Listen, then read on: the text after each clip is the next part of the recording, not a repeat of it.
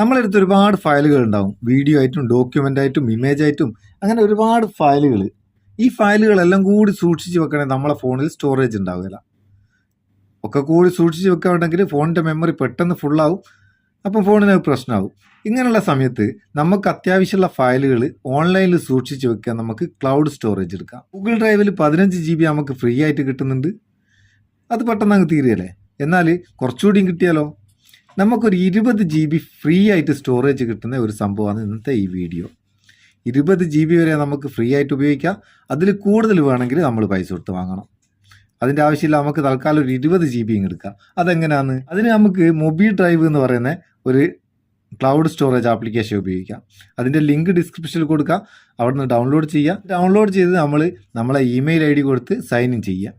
Sign in ചെയ്ത് കഴിഞ്ഞാൽ നമുക്ക് നമ്മളെ ഫോണിലുള്ള ഏത് ഡോക്യുമെൻറ്റും ഏത് ഫയലും ഇതിലേക്ക് സ്റ്റോർ ചെയ്ത് വെക്കാം. ഇതിൻ്റെ ഈ 3 ലൈന് ക്ലിക്ക് ചെയ്താൽ ഇവിടെ നമുക്ക് 20 GB ഫ്രീ ആയിട്ട് ഉപയോഗിക്കാനുള്ള ഓപ്ഷൻ ഉണ്ട്. ഞാനിതിലൊന്നും സ്റ്റോർ ചെയ്യാത്തതുകൊണ്ട് ആ 20 GB അങ്ങനെ തന്നെ ഉണ്ട്. അതിൽ കൂടുതൽ വേണമെങ്കിൽ നമുക്കിത് പർച്ചേസ് ചെയ്യാനുള്ള ഓപ്ഷനുണ്ട്. അത് കൂടാണ്ട് ഇതിൽ നമുക്ക് ഷെയർ ചെയ്യാനുള്ള ഓപ്ഷൻ ഉണ്ട്. ഇതിന്ന് PDF ആക്കി സൂക്ഷിക്കാനുള്ള ഓപ്ഷൻ ഉണ്ട്. അങ്ങനെ കുറേ സംഭവങ്ങളുണ്ട്. ഏതായാലും നമ്മൾ അത്യാവശ്യമുള്ള ഫയലുകൾ ഓൺലൈനിൽ സൂക്ഷിക്കാൻ പറ്റിയ നല്ലൊരു ഓപ്ഷനാണ്. 20 GB വരെ ഉപയോഗിക്കാൻ പറ്റിയ നല്ലൊരു ഓപ്ഷനാണ് ഈ മൊബൈൽ ഡ്രൈവ്. പിന്നെ പ്രധാനപ്പെട്ട ഒരു കാര്യം പറയുള്ളത് എന്താ വെച്ചാൽ ഏത് ക്ലൗഡ് സ്റ്റോറേജ് ആയാലും സെൻസിറ്റീവ് ആയിട്ടുള്ള നമ്മളെ ഡോക്യുമെൻ്റ് ഓൺലൈനിൽ സൂക്ഷിക്കാണ്ടിരിക്കലാണ് ഏറ്റവും ബെറ്റർ. എൻ്റെ ഒരു ഒപ്പീനിയനാണ്.